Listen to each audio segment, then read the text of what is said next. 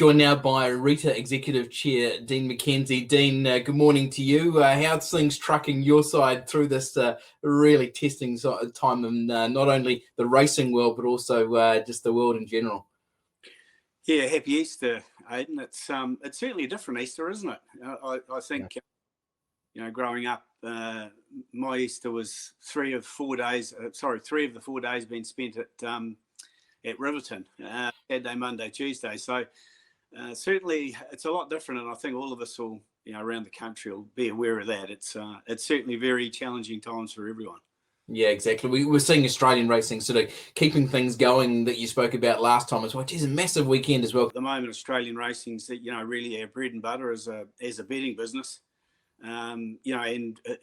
Probably half of the $39 million in turnover that we've generated from Australian racing in the last week has been on the Saturday. So that's how important these major metropolitan days are. And excuse me, the Sydney card will take about half of that again. So half on the Saturday, half on the major metropolitan meeting in Sydney. So that, last week, I think it was about $3.5 million in turnover. And yeah, you're right. I mean, there's a quality card of races there today again. And I think that hopefully, fingers crossed, that turnover will be exceeded again. But it really is our bread and butter at the moment. Absolutely.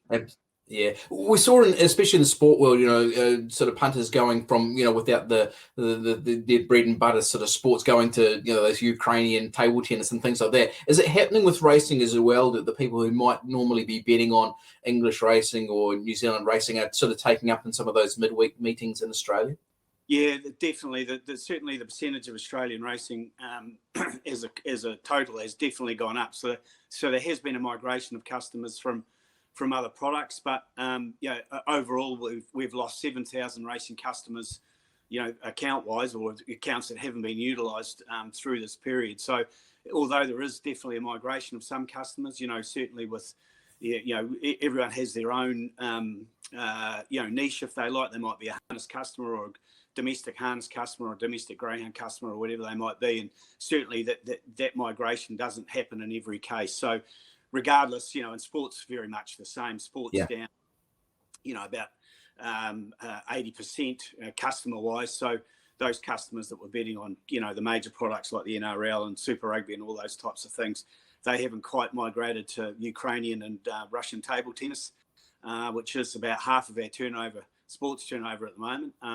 But it's product.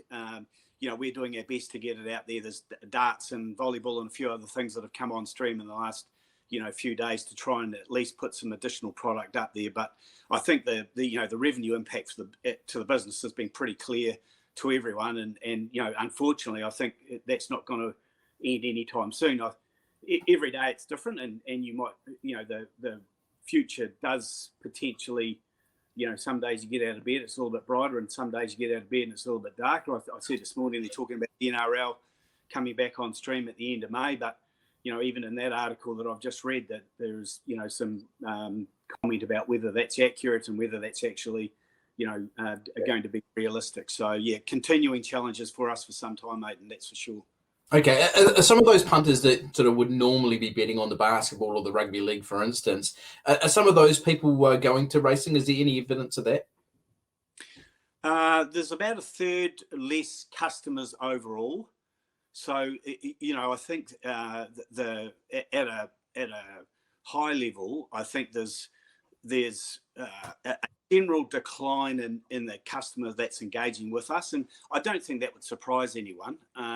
But again, we can't control that. I think what we're focusing on is we can control the controllables, which are getting as much product up there as we can, ensuring that there's product there available for the customer if they wish.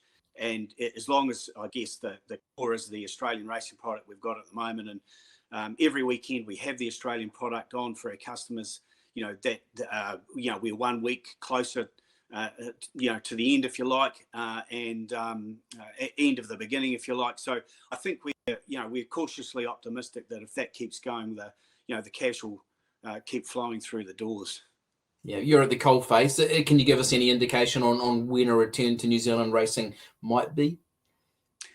Yeah, look, there's been some extensive dialogue behind the scenes over the last, couple of 3 weeks since the lockdown came into place, and the codes and of course working with Rita and the wider industry, because there's been a lot of trainers and stakeholders involved in those discussions as well. And those discussions have been very fruitful. They're obviously dependent on a number of things, and that's again getting into these things that we can't control. And obviously the April 20 announcement of the government's consideration around the lockdown period and the like is one of those things. So we have to wait for that. And there's also the things that even if the level 4 changes to another level 3, what is that? What does it mean? And the teams are working pretty closely at the moment to try and ensure that we're best placed to take advantage of that downgrading, so to speak. So, but even that again is still subject to discussions with relevant government authorities and the like. But we're pretty pleased with the progress that's been made there, and there's been some great coordination between the camps to ensure that we're best placed to do that.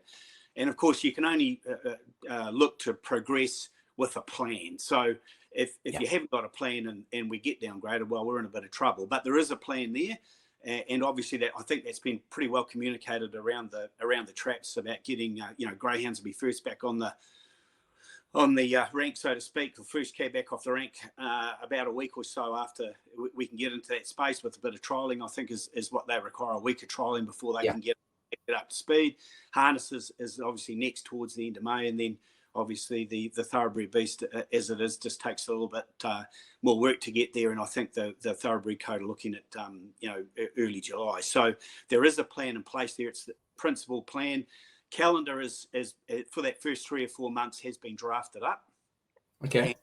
And I think that the release point for that will be next week, with obviously a consultation period under the Act. There is a consultation period that has to take place with the industry, but the principles of it are pretty simple, and I think they've been well discussed in the media about keeping participants close to their base, less travel, close to horse population, close to participant population, those types of things, regional racing, if you like.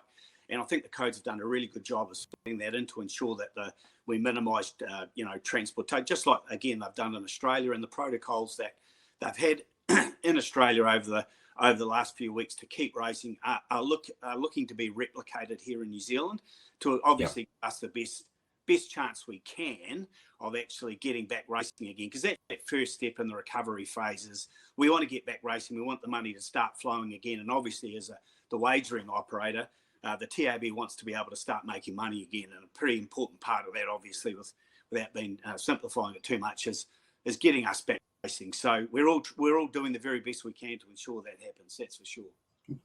Around that calendar, Dean, I know races such as in the Galloping Code, the Medal 2 Sires and the New Zealand Thoroughbred Breeder Stakes have probably been lost. Harness racing, maybe the harness jewels, but what happens to things like the Hawke's Bay Spring Carnival in say the harness jewels? Are there provisions for them to be changed, the place in the calendar, or where's it sitting in discussions at the moment? Yeah, I think the harness code, just touching on one of the examples you used, I think the harness code made an early call on the harness jewels. So my understanding is that that's not in the calendar now going forward.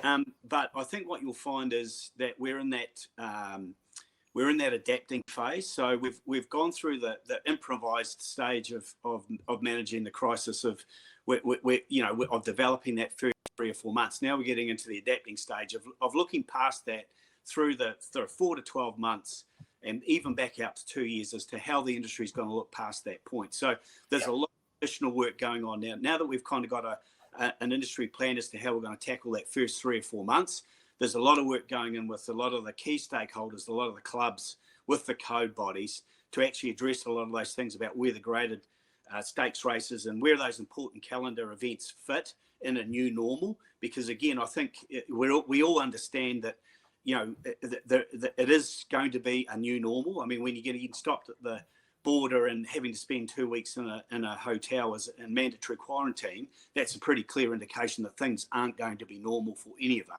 So the calendar has to fit into that, and that work's still going on. And I think once, we're hopeful, I'd say that in the next few weeks that'll get firmed up a bit more to enable the industry to be brought more into that discussion.